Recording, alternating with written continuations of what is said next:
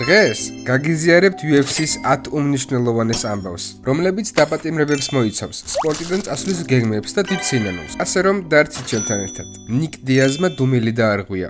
ნიკ დიაზმა ვრცელი პოსტი გამოაქვეყნა. მან აღნიშნა, რომ სანამ ის 1 წლით ჩამოშორებული იყო სპორტს, გარკვეული ადამიანები მისი ცხოვრებისა და ფინანსების გაკონტროლებას ცდილობდნენ. ნიკმა მოუწოდა ფანებს, რომ არენდონ მოხუცს, რომელიც ამბობს, რომ დიასების ოჯახს წარმოადგენს. მან მადლობა გადაუხადა მეუღლეს, კაილას და მეგობარ მარტინ სანოს ერთგულებისთვის, ხოლო თავის პატარა ძმას, ნეით დიასს, ურჩია გარემოცვა სასწრაფოდ შეიცვალოს. ჯაირზინიო როზენსტრუკი ფლორიდაში დააკავეს. UFC-ს მებრძოლი ჯაირზინიო როზენსტრუკი ქალზე თავდასხმის ბრალდებით დააპატიმრეს. დაზარალებულის თქმით, სპორტსმენმა მას ფიზიკური შეურაცხყოფა მიაყენა, ხელზე უკბინა და ავტომობილიდან გადმოსვლის საშუალებას არ აძლევდა. თავად როზენსტრუკი ამბობს, რომ ქალმა მას პირველმა დაარტყა. ის ამჟამად ციხეშია და ვიზასთან დაკავშირებული პრობლემების გამო შესაძლოა იქ დიდხანს დარჩეს. ჯასტინ გეიჯი კარიერის დასრულებას 2027 წლისთვის გეგმავს. გეიჯიმ განაცხადა, რომ მომავალ წელს კარიერის დასრულება სურს. მისი თქმით, უნდა რომ მთელი ყურადღება ოჯახს დაუთმოს და იყოს ისეთივე კარგი მამა, როგორიც მისი მშობლები იყვნენ მისთვის. ის გრძნობს, რომ მისი გზა MMA-ში დასასრულს უახლოვდება და ცხოვრების ახალი ეტაპისთვის მზად არის. ჯასტინ გეიჯის სინანული ჰოლოუეისთან ბრძოლის გამო და ჭორები ჯანმრთელობაზე. გეიჯი მაქს ჰოლოუეისთან მარცხზე ისაუბრა. მისი თქმით, მთავარი შეცდომა ის იყო, რომ ამ ბრძოლას ისე უყურებდა, თითქოს ეს ბრძოლა გართობა იყო. მან დაკარგა ფოკუსი და არ იყო საკმარისად აგრესიული. ახლა მას რევანში სურს შეცდომის გამოსასწორებლად. ამავდროულად გავრცელდა ხმები, რომ ჯასტინს სტაფილოკოკური ინფექცია აქვს და ამის დამალვას ბინტით ცდილობდა. უმარ ნურმაგომედოვი პიოტრ იანთან ბრძოლაზე.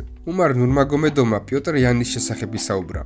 ჩვენ არც მეგობრები ვართ და არც მტრები, უბრალოდ კონკურენტები. მისი აზრით, მათი ბრძოლა რუსეთისთვის ისტორიული იქნება, რადგან სასწორზე საჩემპიონო ქამარი იდება. უმარი ამ უქმეებზე UFC 324-ზე დეივისონ ფიგურედოს დაუპირისპირდება. გამარჯვების შემთხვევაშიც კი ის ფიქრობს, რომ სატიტულო ბრძოლას მაშინვე არ მისცემენ და ოქტომბერში აბუ-დაბიში შონომალისთან შეხვედრა მოუწევს.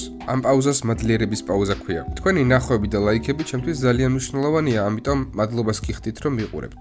დანა ვაიტი პედი პიმბლეტს კონორ მაკგრეგორს ადარებს. UFC-ს პრეზიდენტმა აღნიშნა, რომ პედი პიმბლეტი მას კონორს აგონებს. დეინას თქმით, პედის განსაკუთრებული ქარიზმა აქვს და ხალხი მას სათანადოდ ვერ აფასებს, ზუსტად ისე, როგორც თავის დროზე კონორს არ აფასებდნენ. პედი პიმბლეტი ილია თოფურიას aprილში ბრძოლაზე უარს ეუბნება. პედიმ განაცხადა, რომ aprილში ილია თოფურიასთან არ იჩხუბებს. მას სურს, რომ ილიას ალოდინოს, რადგან ადრე თოფურიამაც იგივე გაუკეთა მას. aprილში არ ვიბრძოლებ, ის ამას უნდა შეეგუოს, ამბობს პედი პიმბლეტი. PFL-ის დამფუძნებელი დონ დეივისი სამსახურს ტოვებს. დონ დეივისი, რომელმაც 8 წლის წინ PFL-ი დააარსა, ტოვებს თანამდებობას. ის ამბობს, რომ ამაყობს შედეგით. კომპანია არაფრისგან შეიქმნა და დღეს მსოფლიოში მეორე უმსხვილესი MMA ორგანიზაციაა.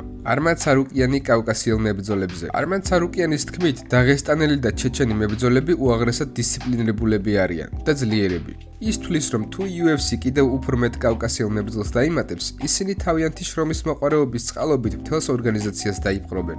UFC 324-მდე 2 დღე დარჩა. და ბოლოს გთავაზობთ ფოტოებს მებრძოლების ოფიციალური ფოტოსესიიდან. მოუთმენლად ველოდებით ახალი წლის პირველ დიდ UFC-ს ღონისძიებას. გთხოვთ მოიწონოთ ვიდეო და გამოიწეროთ არხი. ძალიან დიდი მადლობა.